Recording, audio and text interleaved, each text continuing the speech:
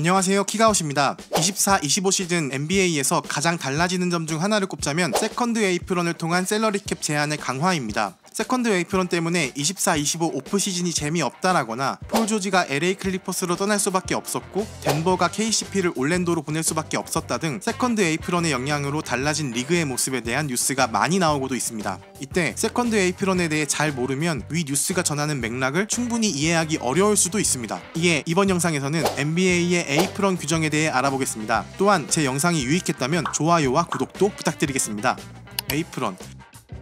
에이프런 규정을 어려워하는 큰 이유 중 하나가 에이프런의 의미가 잘 와닿지 않기 때문일 겁니다. 왜냐면 우리는 보통 에이프런이라는 영어 단어의 의미를 앞치마 정도로만 사용하기 때문이죠. 맞습니다, 앞치마. 그런데 우리말도 같은 단어가 여러 의미를 가진 경우가 있죠. 에이프런도 마찬가지입니다. 딕셔너리닷컴에서 에이프런을 검색해보면 사전적 의미만 19개가 나오는데 맨 마지막을 보면 보강이나 장식을 위한 다른 구조물 위에 세운 구조물이라는 뜻이 나옵니다. NBA의 셀러리 캡 제도의 에이프런 규정을 단어 의미로 최대한 이해해보자면 이 19번째 의미가 가장 가깝다고 말할 수 있습니다. 즉 셀러리 캡이 선수단에 쓸 수 있는 연봉 상한선이라는 첫 번째 구조물이라면 에이프런은 이 셀러리 캡 위에 그어진 또 다른 제한선이라는 거죠. 아시다시피 NBA의 셀러리 캡은 소프트 캡 컨셉이라 다양한 예외 규정을 활용해서 셀러리 캡을 넘길 수 있습니다. 에이프런은 특정 팀이 이러한 예외 규정을 통해 리그의 경쟁 균형을 해칠 정도로 셀러리 캡을 과하게 넘어설 경우 추가적인 페널티를 가하는 제한선입니다. 도입 배경.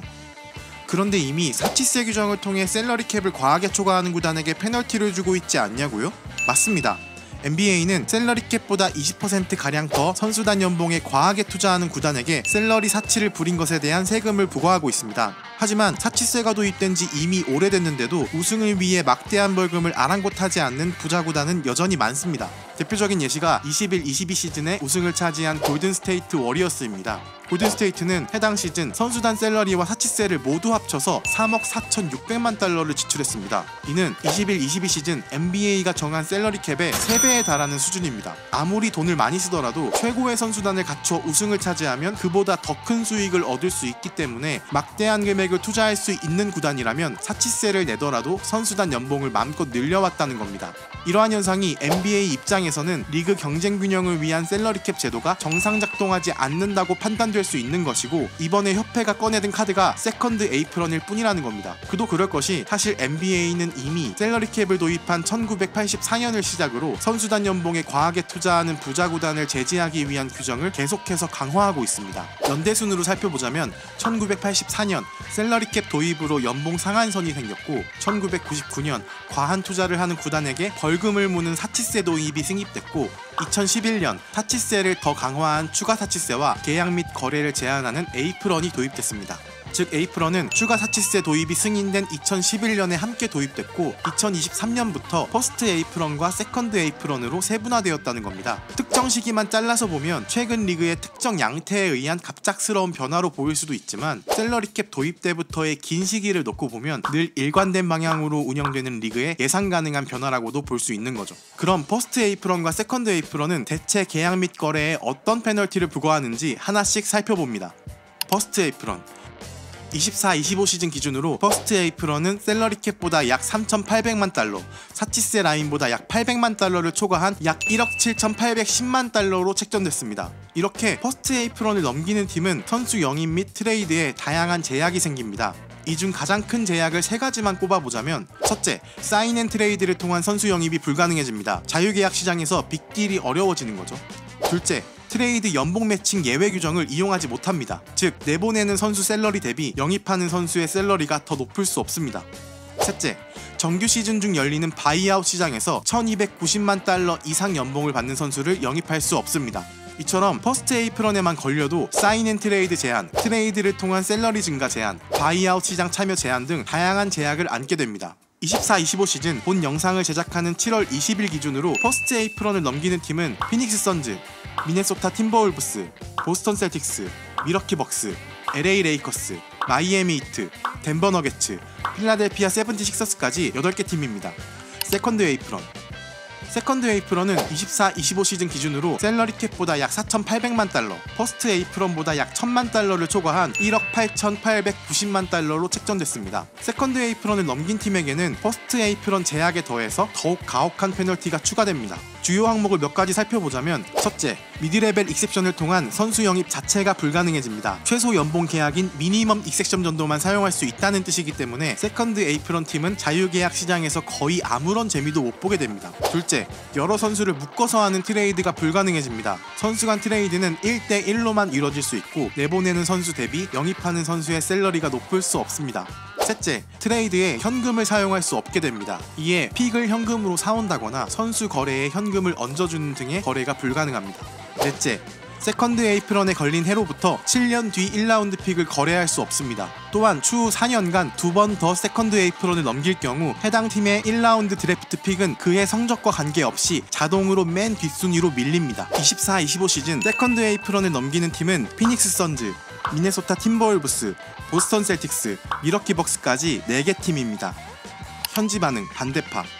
그럼 세컨드 에이프런 도입에 대한 현지 미디어의 반응은 어떨까요? 구단 간 자유로운 경쟁 시장에 리그가 지나치게 개입하고 제재한다는 우려의 목소리가 있습니다. 세컨드 에이프런을 초과하는 구단은 사인앤트레이드 불가, 픽과 현금 거래 불가, 트레이드 시 연봉 매칭 예외 조항 이용 불가 등 팀의 재능을 추가할 거의 모든 수단을 잃게 되며 이는 팀 간 경쟁도 경직시킬 것이라면서요. 대표적인 예시가 피닉스 선즈입니다. 24-25 시즌 피닉스 선즈는 선수단 확정 연봉만 2억 2,400만 달러로 셀러리 캡은 물론 세컨드 에이프런까지 훌쩍 넘겼는데요. 선수단 연봉 현황을 보면 케빈 듀란트 5,100만 달러, 브래들리 빌 5천만 달러, 데빈 부커 4,900만 달러로 빅3의 연봉 합계만 1억 5천만 달러를 넘습니다.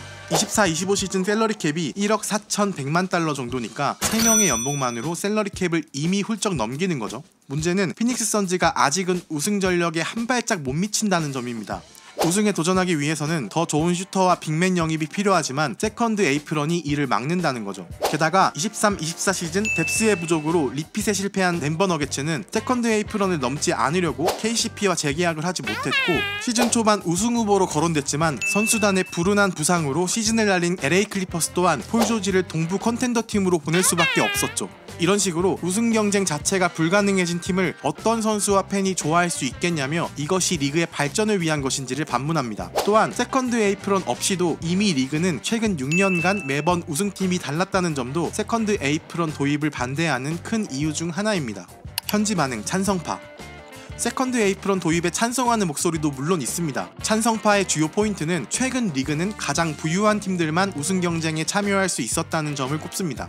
이들은 지난 5년간 사치세 팀과 플레이오프 진출팀의 상관관계에 주목합니다. 19-20 시즌 사치세 팀 5개 중 4개 팀이 플레이오프에 진출, 20-21 시즌 사치세 팀 8개 중 6개 팀이 플레이오프에 진출, 사치세 팀이 우승, 21-22 시즌 사치세 팀 7개 중 5개 팀이 플레이오프에 진출, 사치세 팀이 우승, 22-23 시즌 사치세 팀 9개 중 8개 팀이 플레이오프에 진출, 사치세 팀이 우승, 23-24 시즌 사치세 팀 8개 중 7개 팀이 플레이오프에 진출, 사치세 팀이 우승.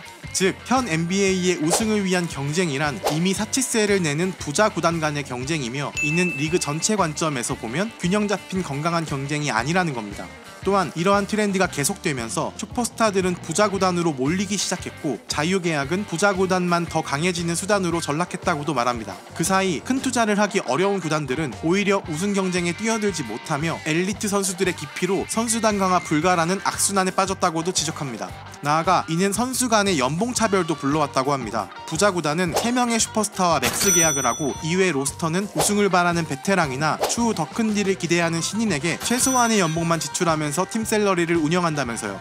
마지막으로 세컨드 에이프런 도입으로 우승 경쟁에 제재가 생기는 팀은 단 몇 팀에 불과할 뿐이라는 점도 세컨드 에이프런 도입에 찬성하는 주된 이유 중 하나입니다. 정리하자면 세컨드 에이프런이 도입되면 그간 많은 돈을 써온 몇몇 구단은 피해를 보겠지만 세컨드 에이프런 도입 전에는 과도한 지출 경쟁에 참여하지 못한 20여 개의 구단이 이미 피해를 받아왔다는 거죠. 여러분의 생각은 어떠신가요? 세컨드 에이프런이 더 건강하고 흥미로운 경쟁을 통해 리그 발전과 팬의 볼거리에 도움이 될 거라고 보시나요? 혹은 리그의 과도한 개입으로 구단 간 자유 경쟁이 위축될 거라고 보시나요? 지금까지 다양한 NBA 현지 소식을 더 쉽게 정리해서 전하는 키가웃이었습니다. 고맙습니다.